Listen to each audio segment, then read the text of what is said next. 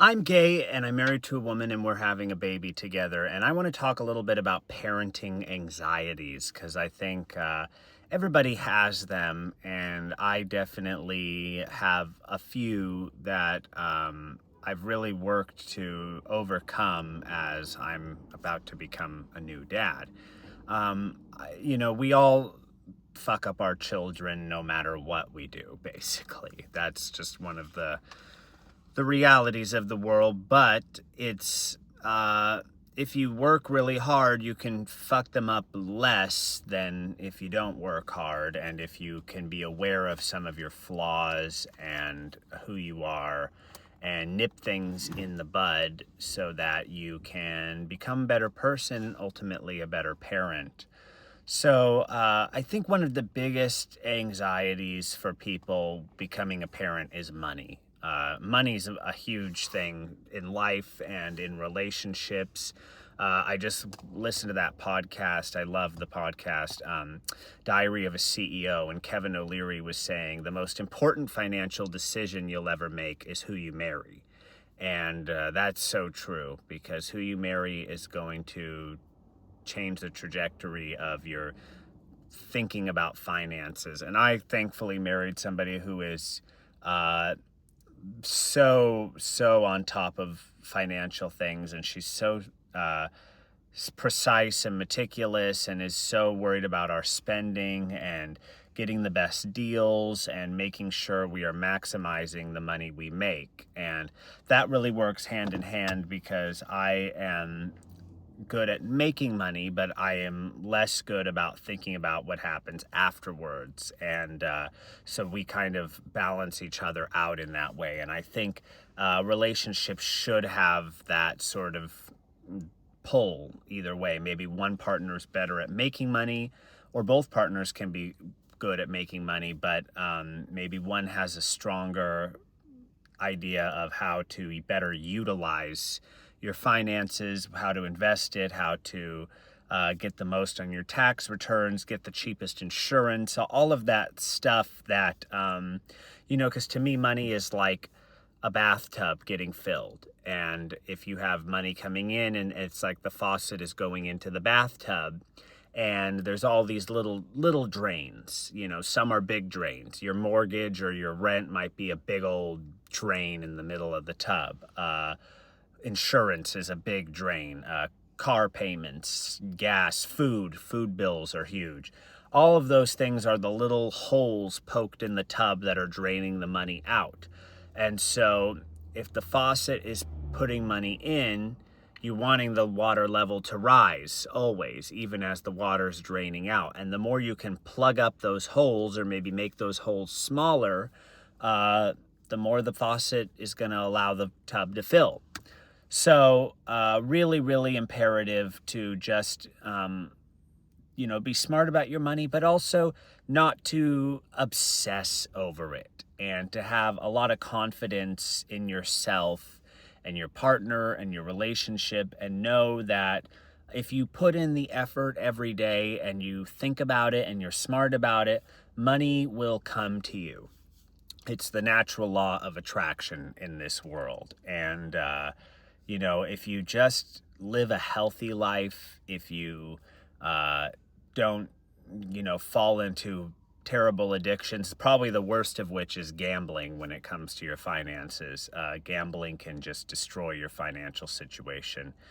And overspending, of course, people who are addicted to buying things, it can really ruin you. So just, take care of yourself and your mind, and I guarantee you those things will kind of work themselves out. I always think it's so funny because some of the healthiest people I know also happen to be some of the wealthiest. And I don't think that's a coincidence. I think that health and wealth are hand in hand, because if you're taking care of your body and your mind and your spirit, you're going to be able to handle financial things so much easier. So money is the big one. Another one is just inadequacies as a person, giving trauma to your baby that you might just be doing subconsciously. And the reality, like I said, is that this is going to happen either way. And the best thing you can do for yourself is get therapy and, work on yourself. Listen to those self-improvement podcasts. Listen to your partner and work out your communication with your partner or your communication skills in general. And this will minimize, it won't obliterate, but it'll minimize some of the trauma you give your child in raising them. Because I think one of the best and most important lessons we can teach our children is how to communicate. And a lot of our trauma and our arguments and these terrible things that go on in relationships all boil down to poor communication. And so figuring that aspect out is going to change the ball game for giving trauma. Now, of course, there's the worries about physical things. There's the worries about, the baby getting harmed or your child, falling into, what, like a lot of things, SIDS or picking up a disease or something like that, I think a lot of the time you have to remember that these things are so rare. And the media will sensationalize these situations to make them seem more forefront because that's what the media does. And when something is so dramatic and terrible, it feels like it's happening all over the place. I remember earlier this year there was that big plane crash, that big commercial plane crash, and then there were a couple small plane crashes, and people were freaking out and going, "What's going on? Why are there all these plane crashes? I'm not getting on a plane," and all this stuff. And the study came out and said there's actually less plane crashes than ever this year. But the media coverage, because there was that one big one that everybody sort of clung to, then everybody started consuming all this plane crash information. So it cascaded the media information about plane crashes, and everybody thought more were going on. So you can't ever trust these sources. It's such a shame. But just always try to let go of those things that are out of your control. There's so many things in life that are out of your control. And I think, a lot of those big concerns, miscarriages, all these things, a lot of those are just out of your control. And worrying about them, first of all, is never going to change them. If a situation is meant to happen to you, it's meant to happen to you. And to waste the good times, because most of the time our worrying is done during the good times. Like when nothing's going on, we plague ourselves with worry, and it's such a sad thing because 99.9% of your worries are never going to come to fruition. So yeah, just a little pep talk about worries. One of my biggest anxieties is lack of sleep. I hear a lot of people just talk about how when the baby comes, you're not going to sleep. And I find sleep to be like the foundation of my life. Like talking about health, you need your sleep. And, I think putting in a really good system and the partners, if you have a partner, hopefully in this baby situation, giving them dividing the responsibility, taking shifts at night with the baby.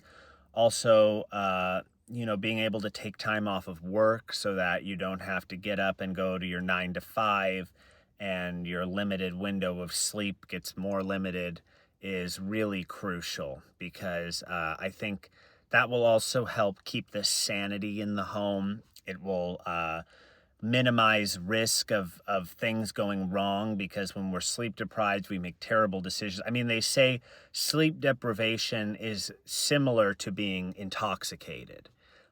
It's on that same level. I mean, you shouldn't even be driving a car and stuff like that. So just remember, sleep is important. And, a lot of people have been saying to me, sleep when the baby sleeps. Take naps. And, if you want to get 8 hours of sleep at night, you better expect it might be 10 or 11 hour block of time that you have to set aside because you're going to be waking up at night with the baby. So all of these things I'm trying to just keep in the back of my mind and remember as we move forward with this. And that I know the foundation of sleep will change everything. And if you can do that, if you can eat healthy, if you can maintain sort of, it's that saying, they say it in Schitt's Creek, put your own mask on before assisting your child with their mask, the thing in the airplane. If you can take care of your body as much as it's possible during the time, it will just pay off in dividends in helping your child. Because if you're a mess, you're not going to be able to help anybody else, and especially not a helpless baby. So keeping your composure, minimizing anxieties as much as possible. For husbands, being supportive during the postpartum time, I think, is very imperative. And that's what I want to focus on too, is just being as supportive as possible, because I know so many things happen. There's a physical, new physical thing that goes on with a woman after she gives birth. It's, a long recovery. It doesn't just snap right back. And there's a mental one. There's a hormone crash. There's so many things going on at once, on top of then now having the responsibility of a new human that needs to be catered to. And if you have people in your life, use them. Ask them for help, and don't be afraid to ask people for help. That's what I'm trying to remember too. Do not be afraid to say, hey, can you watch the baby for a bit? Can you come over here and help me? Or if people are being invasive of your space, being able to pump the brakes on them and say, you know what, we just need our space right now. We don't need you coming over here. All of that stuff, which I know is hard, because especially with family, it can be really hard to say no to family. And they're all going to want to see the baby and want to touch the baby and all this stuff. And holding your ground during a very rattled time is probably very difficult. So yeah, just keeping those things in the back of my head as we go forward. But ultimately, I'm trying to channel anxieties into excitement and keep the positivity going.